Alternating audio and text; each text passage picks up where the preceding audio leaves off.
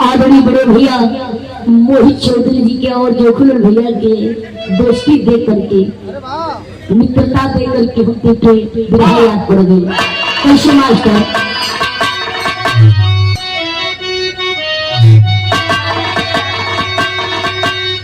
दोस्ती जो करो हरदम दिल से करो, वक्त छाए बुरा दोस्त ही काम आए।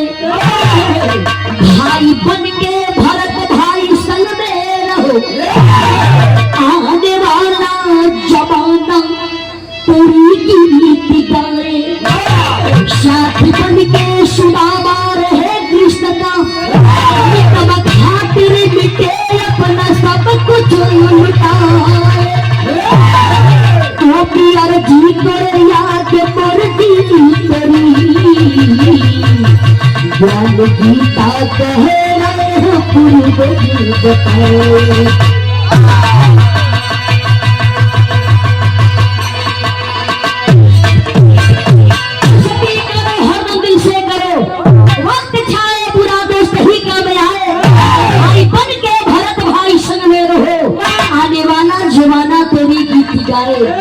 भैया जो अच्छा कर्म करता है ना उन्हीं का नाम लिया जाता है, जो बुरा करता है उसको गाली दिया जाता है।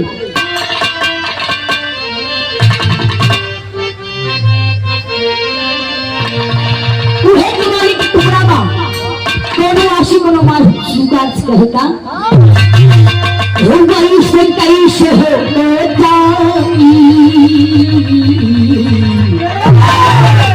आयुष्य कैसे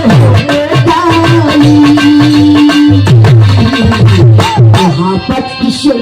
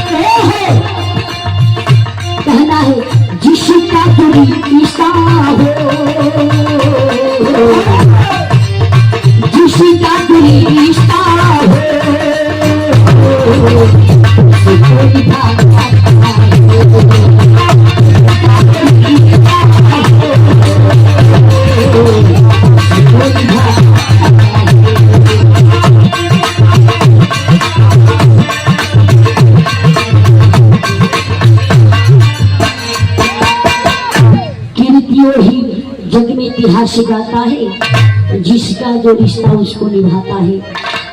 और कहीं से कहानी की शुरुआत हो नगर किरान लगता है।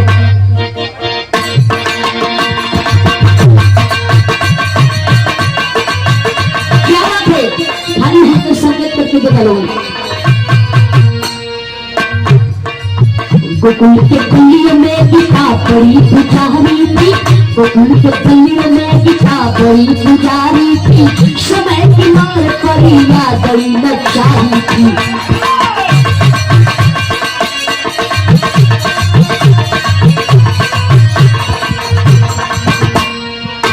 खाली हाथ कैसे प्रभु को मनाऊंगी, खाली हाथ कैसे प्रभु को मनाऊंगी, एक भी दान नहीं भोग क्या कर पाऊंगी।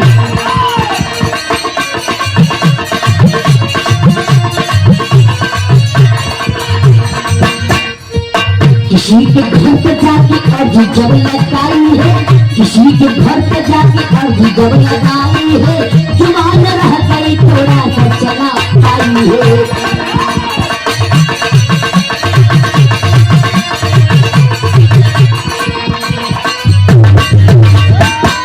भैया पहले बात को समझ लो, गोकुल के गलिया में एक गीता नाम के पुजारी बड़ी भक्ति भजन में बड़ा लीन रही, भक्ति भजन करते करते बाबू बुढ़ापा के समय आ गई, लेकिन गीता के प्रतिष्ठा और एक तमन्ना एक अलगे अंदाज रहे कि बिना भगवान के भोग लगाओले अपने अन्न जल के ग्रहण नहीं करो।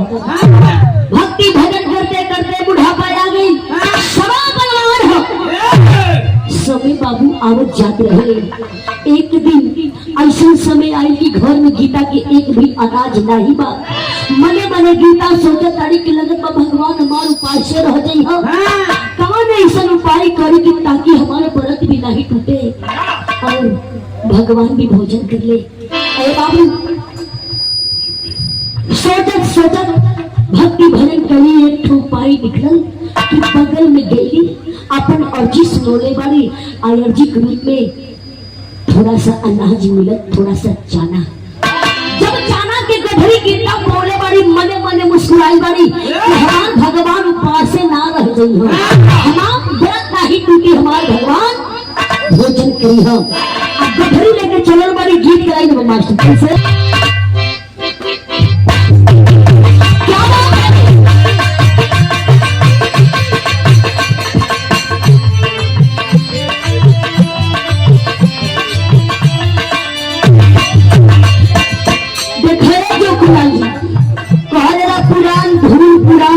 पुरान चावल बड़ा और रसीली होला किराने बा तरन तलिया रबा के पानी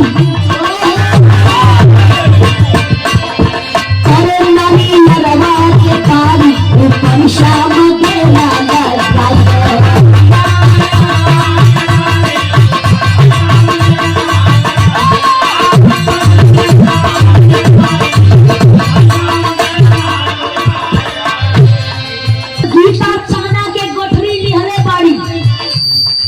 गठरिया बना के चलन बड़ी घरे की ओर मुस्कुराते हुए कहना है चाना लेके चलनी भोरे भोरे बा, चाना लेके चलनी भोरे भोरे बा, जाना जानी लेके चोरावा।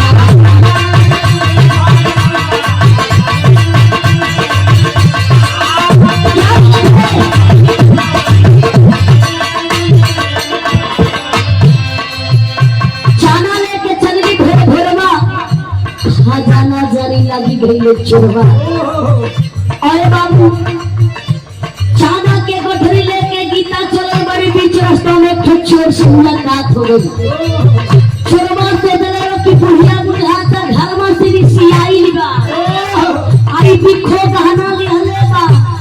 चोरवा बिखो गहना समझ के गीता के पीछा कर लिहले बा कि बिखो गहना ऐसा सुनसान जगह पाई कि छीन झपट के लेके भाग जाए, लेकिन चोरवा मौका नहीं बोले बा। गीता अपने घर सुरक्षा देगी पहले का ही नाम लगनी कोना पे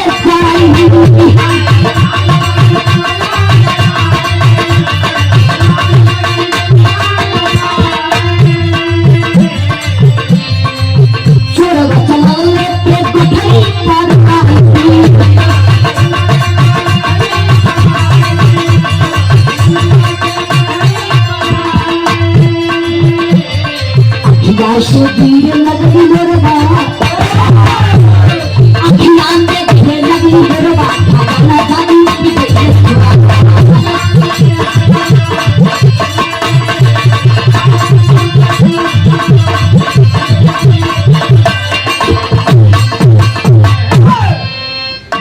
अपने घरे गई चाना के गठरी ताखा में रखी के आ कुआं पे नहाए खाती चली गई। बढ़िया से नहाई धोले भइल बा और गीता सोचा तारी कि हमार भगवान खई हो, तो उनके बड़ा आनंद आई, बहुत आनंद आई। लेकिन चिड़वा इन मौका पाके गठरिया लेके भाग गए। गीता नहा धो करके मंदिर के धोआई पोछाई कैले बाड़ी, पूजा की थाली सजोले बाड़ी, सोचली कि चनवा धो के आ कटोरिया ले जाके भगवान को भगवा लगाई। अरे बाबू चाना की गठरी है ये ना, लगली खोजे 1 घंटा 2 घंटा बीत गए, चाना गठरी नहीं मिलल बा। ब्याह हो गई, पसीना फटना छूटा तो है बाबू। लगत माजी मन भगवान भूखे न जिया, हमार व्रत आज वर्षों से टूट जाई, लगत टूट जाई। लेकिन बाबू हो क्रोध में आ जाती है, क्रोध में आ करके गीता करती है क्या गीत लगा सोच चढ़ते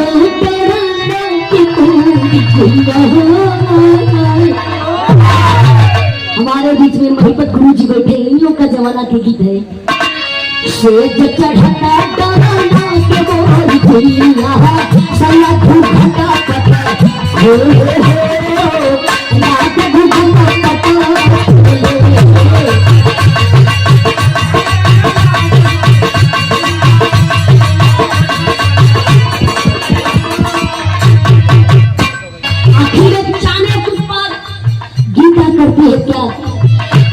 शराब के भुचनवा के खाई हुई, शराब के भुचनवा के खाई, निपट गरीब होई जाई हो, निपट गरीब होई।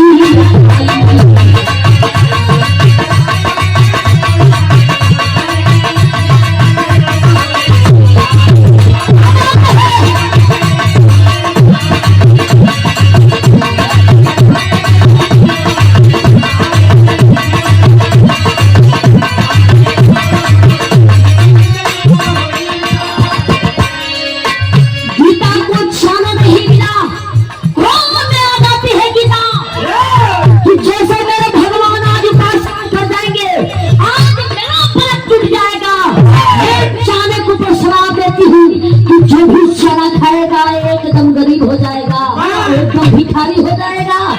लेकिन चिड़वा भैया हो भिखो कहना समझ के सुनसान जगह पे पहुंचल बा, कहना है गठरी खोला तो चोर कइले ना जाई, गठरी खोला तो चोर कइले ना जाई।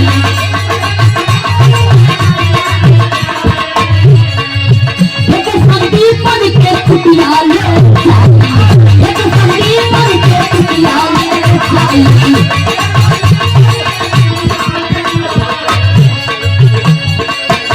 बता हाथ लगली तो हरिया हो, बता हाथ लगली तो हरिया, कोई सुदामा के भाई हो, कोई सुदामा के भाई।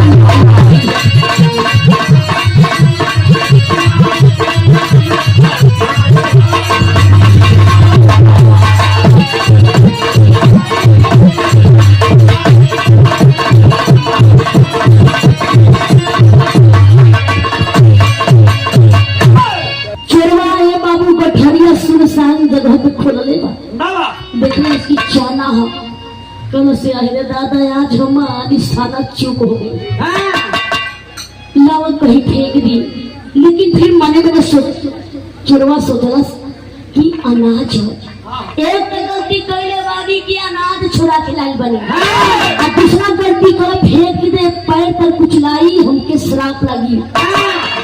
चाना के उसने जगह लगा दी कि वो संत महात्मा खा ली तो हमार पाप भी कम हो जाई, इस चाना बढ़िया जगह चल गई। अरे बाबू कुछ ही दूर पे संदीपन गुरु जी के कुटिया बा, वही कुटिया में लगा करके चोरवा गठरिया धीरे से फेंक देगा। संदीपन गुरु जी के पास कृष्ण सुदामा बलराम एक राजा महाराजा की लड़का लोग गुरु ज्ञान लोग लेता। संदीपन गुरु जी के पत्नी गुरु माता झाड़ू पोछा लगावत रही। आज जब चना के गठरी बोले बड़ी सोचने की केहू धो गई बा, दान में केहू धई गई बा। सुदामा और कृष्ण के दोस्ती एक अलगे अंदाज की वजह से जोखू भैया और मोह भैया के बाद एक दोस्ती अलग में रहे। गुरु माता देखनी सुदामा के बोला कि कल ये सुदामा कल तोहार कृष्ण के बारी बा जंगल में लकड़ी ले आवे खाती आई ना भूख लागी तो खा लियो लोग, दूर जाने बाढ़ के खा लियो लोग। सुदामा जब माई के हाथे से पेड़ा पोड़ल प्रसाद बोले हो अर्थात खुश बढ़ल, लेकिन भई तमाशा चोट लगेगा।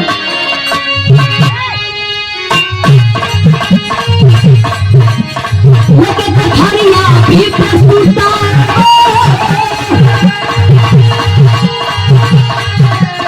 कुटिया के हरियर निकलता नबी खाई ले जाई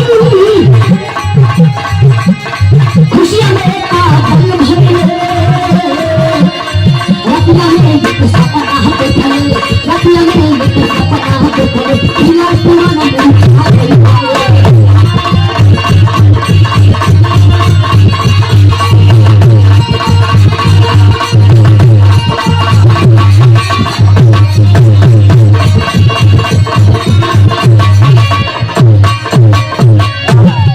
शाम की बेरा बा और गठरिया पाके सुदामा अक्षर गुच्छर भइल बाड़न, दौड़ बाहर जाता है दौड़ कुटिया में आओ तो घोर बाहर जाता दौड़ कुटिया में आओ तड़। शाम के बेरा हो गई बा, शाम के बेरा बा खुशी में भी भोर हो गए। सुदामा गठरिया मुड़िया तो धक सुतल हुआ आ सुतल में सपना देखलन।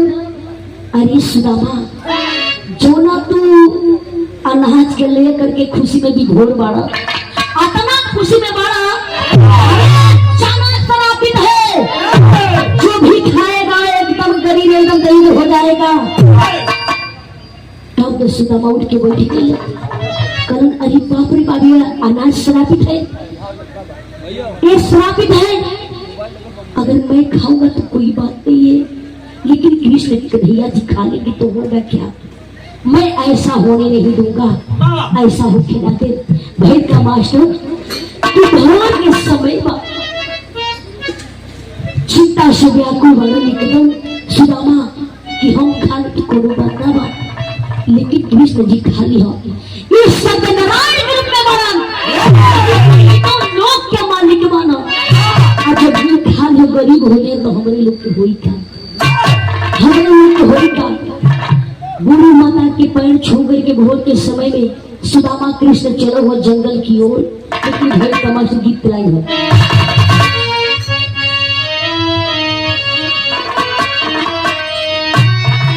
केहू माई के दरबार में केहू गाड़ी से आवेला, केहू सवारी से आवेला, केहू पैदल, केहू रोवत आवेला, केहू हंसत आवेला।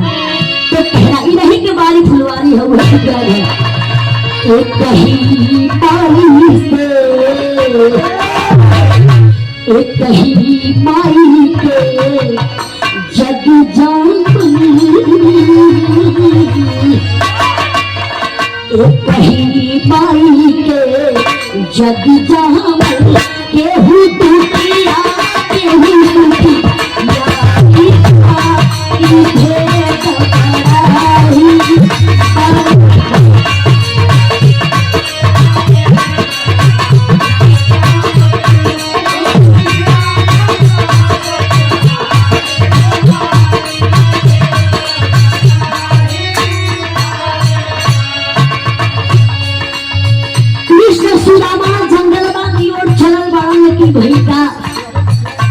सपना की सुदामा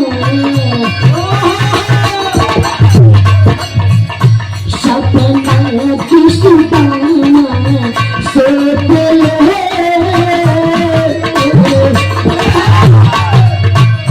सपना के सुदामा सोच ले जीवन भर भूखे रहताई पानी आवा के दुकाना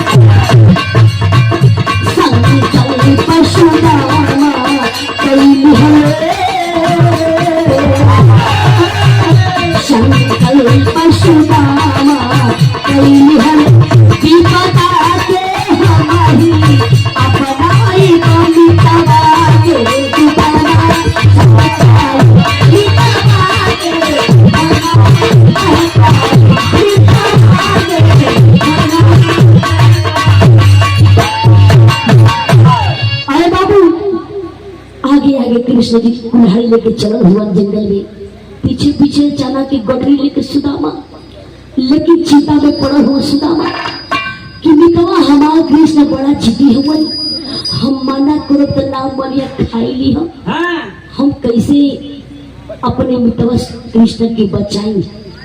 भगवान से याद करते हुए कि हे प्रभु कौन न कौन उपाय भेजिए, नहीं तो अनर्थ हो जाएगा।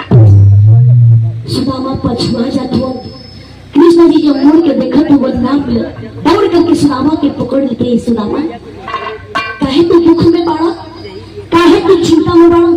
सुदामा कहे कि तेरी माँ के बाबूजी की याद पड़त बा। सुदामा की चिंता तो दूसरी बा, जंगल के बीच जंगल में दोनों मित्र पहुंच जाते हैं। कृष्ण कन्हैया की कुल्हाड़ी लेकर के पेड़वा पे चलन हुए, अब पेड़वा पे चढ़ के डालियां काट कर लगलन गिरावे। सुदामा लगन बटोर बटोर धरे, लेकिन भगवान की विनती कल कर कि कोनो उपाय भेजाइए प्रभु, कोनो उपाय दो ताकि हमार मित्रवा बची जाए। ये भी पता कि हम ही भला बनाई यहाँ तेरी गाना मास्टर।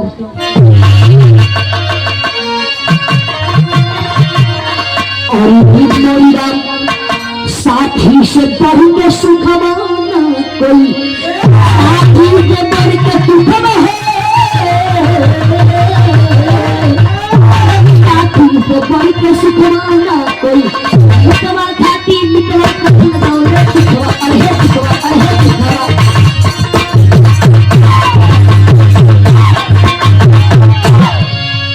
भैया हो, लेकिन हथवा जोड़ के सुदामा जी विनती करत होते प्रभु कोनो उपाय तो नहीं अनर्थ हो जाई। पहपट रहने मास्टर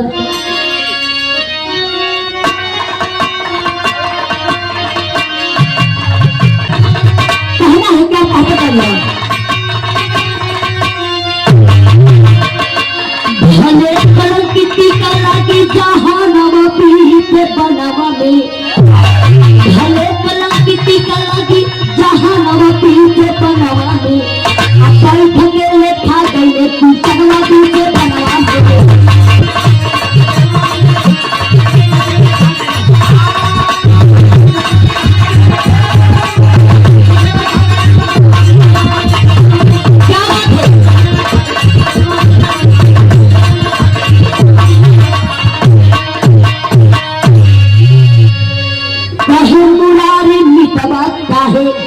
अक्सर मुँह चला बहो भूख से अब ना रह जाता हमरे के खिला बहो।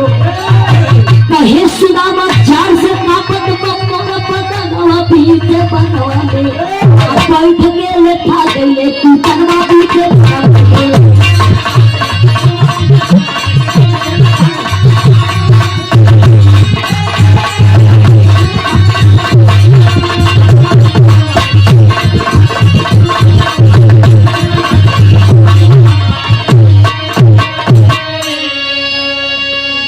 जो सच्चे दिल से मांग लो और सच्चे दिल से सोच लो तो पूरा हो जाए। सुदामा बार बार भगवान की याद करत हो कि ये प्रभु कोनो उपाय ना मिली तो अनर्थ हो जाए।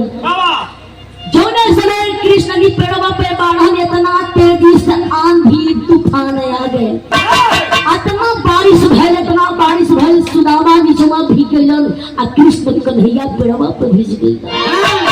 यही मौका सुदामा पा गइलन, चनवा की गठरिया खोलने बड़ा, उस समय सुदामा के अखिया से पंचो झरझर झरझर आंसू चलत बा।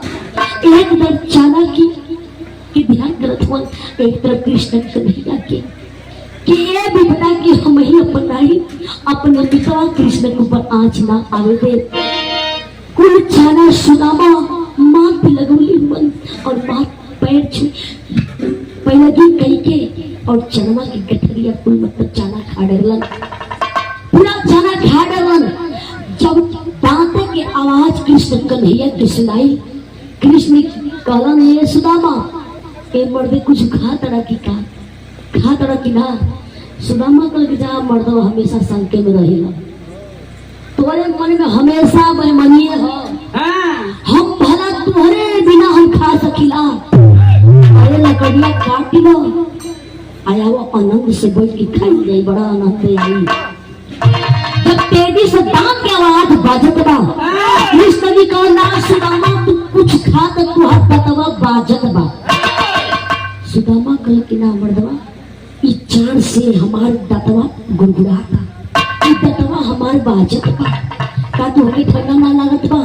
कृष्ण जी कहलन कि बहुत ठंडा लागत बा, वही ठंडा तुम्हारे हमार दांत बाजत बा। पेड़े पर सुगर की कृष्ण जी अइलन, कहने की कहा माई जो देले बड़ गुरु माता जी देले बड़ ढक खा लिया जाए। सुदामा कहने की जानता है वो गठरिया पता नहीं कहाँ गिर के, यही बदे हम उदास रहनी है। भर अगवारी सुदामा की कृष्ण जी पकड़ लेने की मितवा, इतनी इतनी बात से तू दुख में हो जाला ना, गिर गई तो गिर गई। धीरे धीरे समय कुछ दिन बीतल बा, आखिर में चना सुदामा के परिवार के पसंद जनोले बा। भय का बात अल्लाह के लिए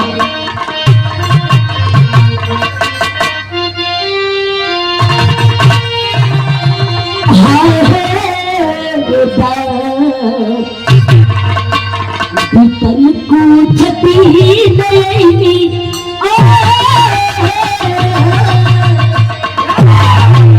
बीतल कुछ दिन दूर दिन समझिया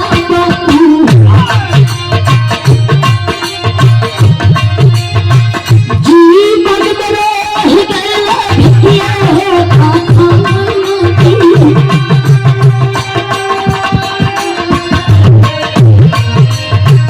पहली सुशीला श्यामा पत्नी सुशीला श्यामा बचपन की तुहरा बात मान सैया बात कैया राधिका।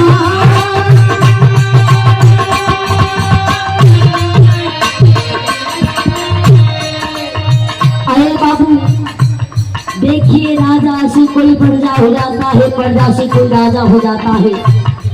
आखिर में चना श्रापित चना सुदामा की परिवार पे असर जना देना। एकदम सुदामा भिखारी, एकदम गरीब हो गए। सुदामा के पत्नी सुशीला और सुदामा के दोनों बच्चों लोग रहे, भूख से मारे तड़पत हुए। सुदामा सुशीला दिन भर भीख ही मांगे लो, तब वो भैया पेट भर के भोजन ना मिले, खाए के आटे ना। बचवा भूख के मारे तड़पत हुआ। एक तरफ दोनों मियाँ बीवी परेशान हुए। कुछ दिन बीतल, एक दिन सुदामा के पत्नी सुशीला कहनी है स्वामी एक बात हमके सुने की मिला। सुदामा का तो हर बचपन के सखा क्यों रहा? सुदामा कल एकरे आगे कहली कि तोहर बचपन के सखा कृष्ण जी रहलन। बड़ा खुश सुदामा भइल, कहलन अरे कि सुने की मिलत बा कि द्वारिका के राजा भइल बाड़न, हम तो कुछ मांगे के ना कहतनी, आ तनी जो तो भेंट दीदार करी ता। सुदामा को खिला पड़े पगली, तू कहाँ से बात कर करूं, कैसे बात कर करूं? हमार मितवा राजा हो प्रजा जाइए अपने मितवा का हम बेइज्जती करावे, तो ऐसे कैसे सोच गई। सुदामा के पत्नी सुशीला करी कि कुछ मांगे जितना कहतनी, खाली भेटवे ने करे कहतनी। सुदामा कहा कि हमार मितवा बड़ा जिद्दी हमार कृष्ण, जाए तो चलिए जाए ठीक बा, लेकिन कुछ मांगे तो हम का दे। बगल से भीख ही मांग के थोड़ा सा चावल ले आके दे दे, गठरी बना के। आ सुदामा चल हो कैसे मास्टर चल रहा, क्या बात है? भाई के बगरिया गई का नजरिया, भाई के बगरिया गई का नजरिया, किसी के बुराइया पे पहुंच जा, चाहे बार बार धूल पछुआ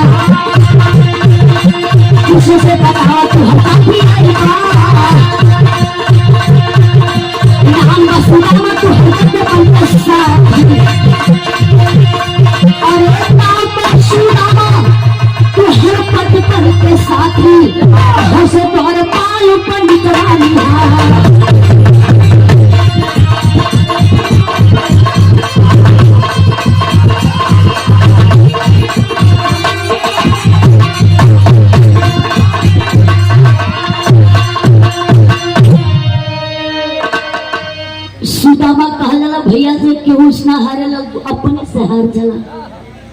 शर्मिंदा सुदामा भइले हुवन। फटहा धोती बा, फटहा कुर्ता बा, हाथ में छोटा सा डंडा बा, न तो पैर में जूता चप्पल बा। लाज के मारे वो रास्ता छोड़ करके गठरी चावल के लेकर के चलल हुवन कि मम्मी हाँ हमार मितवा कृष्ण दे दे खाए के। आनाए मंगत छुपोलन हो गठरिया। ऐसा रास्ता पकड़ के पहुंचलन बाबू। इतना कंकड़, इतना शीशा, इतना कांटा चुभल बा पैरवा में। जब द्वारका में पहुंचलन, गेट पे जाके कहन पहरेदार लोगों से, अरे द्वारपाल लोग कन्हैया से इतने बता दो कि बचपन के मित्र सुदामा मिले खाती आई बा। सब एक ही तरह ना होला। केहू बहिया पकड़ के ठेल दे दबा, केहू ढकेल दे दबा, केहू दो चार बार सुनाता है बगला के देखा, हे भिखारिया के देखा, आपन रूप रेखा नहीं देखत बा। कहता कि बचपन के सखा हमारे मित्र कृष्ण जी मन आ गया से एक द्वारपाल जा करके कृष्ण कन्हैया के पास पहुंचे बड़न। इतने कलन की बचपन के सखा सुदामा आइल हुए। राज सिंहासन पर से कृष्ण कन्हैया जी छलांग मार देते हैं बाबू। सुदामा, सुदामा, बचपन के सखा मेरा सुदामा, सुदामा न तो माथ में मुकुट बा, न पैर में जूता बा, चप्पल बा। पगला के भेष बना के सुदामा के वियोग में सुदामा सुदामा रटक के चलल बन। सुदामा लाज के मारे किनरवा ये बाबू छुप जात हो लगी कृष्ण कन्हैया खोजले बाड़न। आज जब सुदामा के कृष्ण जी पोले बाड़न, एकदम धरती गगन नीलो पड़ता है बाबू। भर अखबारी पकड़ के कृष्ण कन्हैया रोत मन कि मितवा, मितवा सुदामा आए में काहे बड़ा देर कैला, काहे देर कैला। दोनों मित्र रोतन। आओ कृष्ण कन्हैया जी रथ बुला करके रथ पर बैठा करके और सुदामा को ले जा करके राज सिंहासन के हल्ले के पहुंचलन। और राज सिंहासन पर बैठोले बड़न सोचलन की पैरवा धो दी। और अपने कृष्ण कन्हैया नीचे में बैठल हुए और सुदामा के पैरवा अपने जगह पर रख ले हुए। आंसू के चलावे, पानी के चलावे, आंसुया से गुड़वा धुआत बहु पंचो भाई कमाशी खड़े के लागला।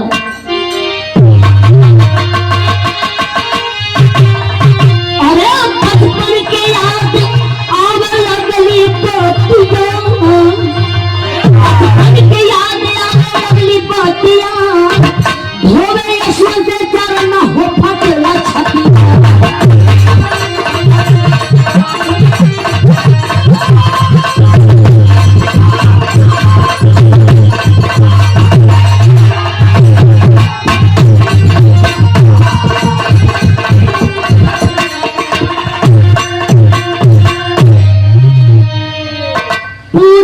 चल छबा मितवा बतावा। आए बाबू अतना कांटा चुभवा निकालत हो उतने प्रभु जी रोवत हलन। बढ़िया से कपड़ा लता भेष भाव को बदल दिहलन, बढ़िया से खातिर बाकी कैलन। अब कुछ समय के बाद पूछलन, पूछे कुछ लक्ष्मण मितवा बतावा, भाभी के दिहर पाहु हम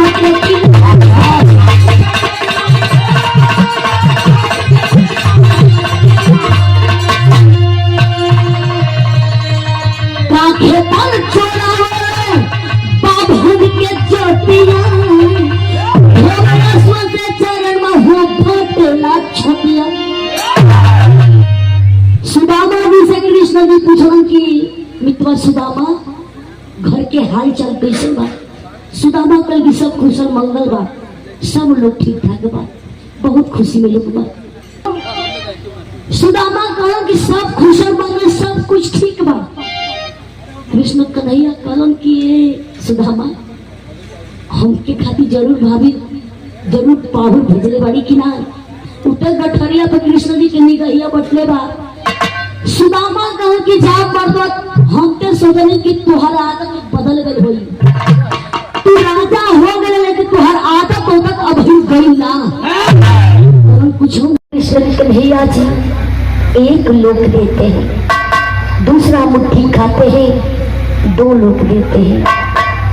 जब प्रभु जी तीसरी मुट्ठी जब उठोले तो भइल का तीसरी मुट्ठी लिहले जब हरि जी उठाई, रानी रुख में धोई लिहली तक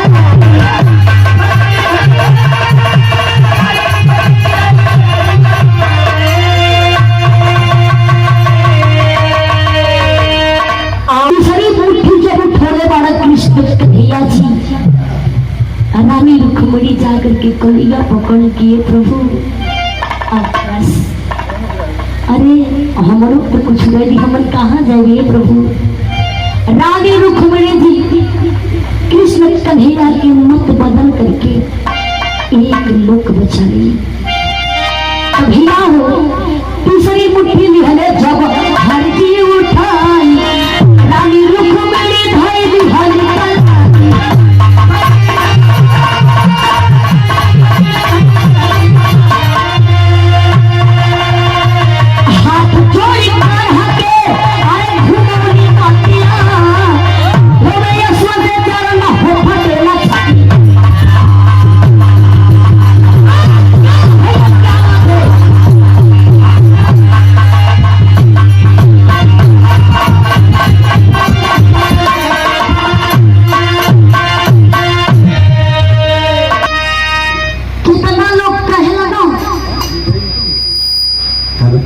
सुदामा के कृष्ण जी सर्पों दे दिए। चनवा जानबूझ के कृष्ण जी सुदामा के बदला शराब अकेले खा गया, जानबूझ के शराब देना कृष्ण जी, कृष्ण जी ना शराब दे रहा। सुदामा जानबूझ के ही पीपल अपने ऊपर ले रहा, जानबूझ के चना खेले रहा कि हमारे बिचारा कृष्ण जी के ऊपर आँच नहीं आ पावे। अगर यह गरीब हो गई था तो हमारी तीनों लोग के मालिक खबर, हम गरीब हो जाए तो कोनो बात ना हो, आई तीनों लोग के मालिक हो जाए, यह गरीब रही हो तो हमारे लोग की हुई टिका हुई। आखिर में कृष्ण जी सुदामा के अपने बराबर, अपने से बेसी, अपने देख के लोग लेकिन कृष्ण कन्हैया सुदामा के दो लोग।